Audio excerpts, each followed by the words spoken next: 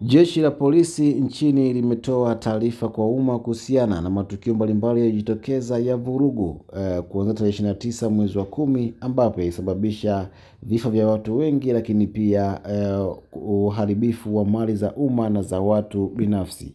Taarifa hii inasema kwamba Jamhuri ya Muungano wa Tanzania, Wizara ya Mambo ya Ndani ya Nchi, Jeshi la Polisi Tanzania.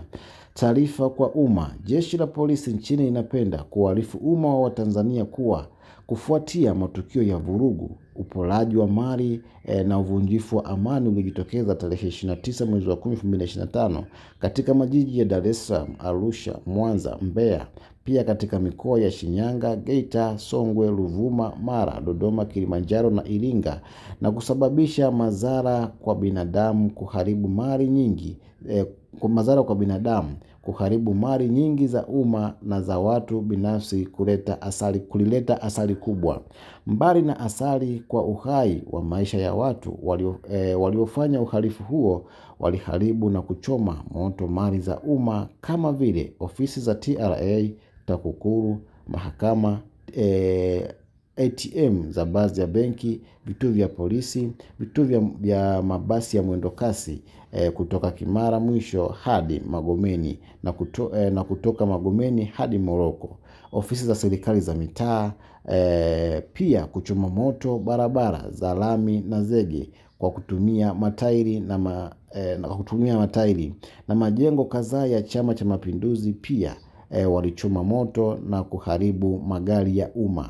Aidha, mali za watu binafsi zilizoharibiwa na kuchomwa moto ni kama vile vituo vya mafuta, maduka mbalimbali, magari makubwa na madogo kuchomwa moto. Pia walifanya uporaji wa mali na pesa za watu kutoka maeneo mbalimbali ya biashara. Pamoja na kwamba baadhi ya waliopanga kutekeleza uhalifu huo wamekamatwa na kuanza kufikishwa mahakamani, Jeshi la polisi nchini kwa kushirikiana na vyombo vingine vya ulinzi na usalama linaendelea na msako mkali wa kutafuta wale wote waliopanga kuharibu na kutekeleza uovu huo.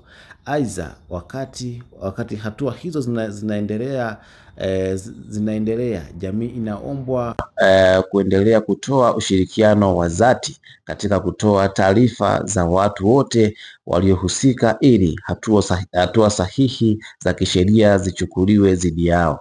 Pia kufuatia uchunguzi na ushahidi uliokusanywa hadi sasa, jeshi la polisi linawasaka kwa ajili ya kuwakamata wafuatao: 1, Josephat Gwajima; 2, Brenda Jonathan Lupia; 3, John Mnyika; 4, Godbless Lema; 5, Machum Maximilian Kadutu; 6, Deogratias Cosmas Mahinyira; 7, Boniface Jacob; 8, Hilda; nambari 9, Awadi Kalonga; 10, Amani Gorungwa. Jeshi la polisi linawataka kujisalimisha katika vituo vya polisi mara moja watakapoona taarifa hii popote walipo.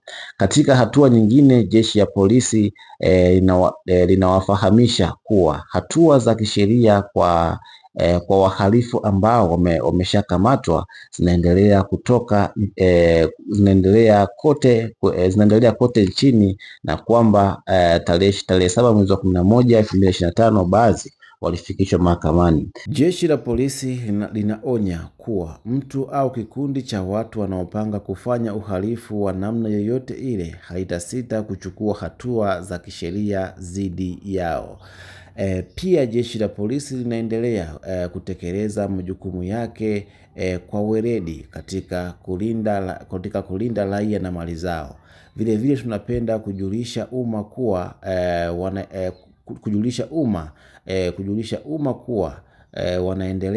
waendelee na shughuli zao bila hofu yoyote, na watoe taarifa mara moja pale wanapoona dalili yoyote ya uhalifu ama uvunjifu wa amani mahali popote pale, ili hatua kwa mujibu wa sheria ziweze kuchukuliwa.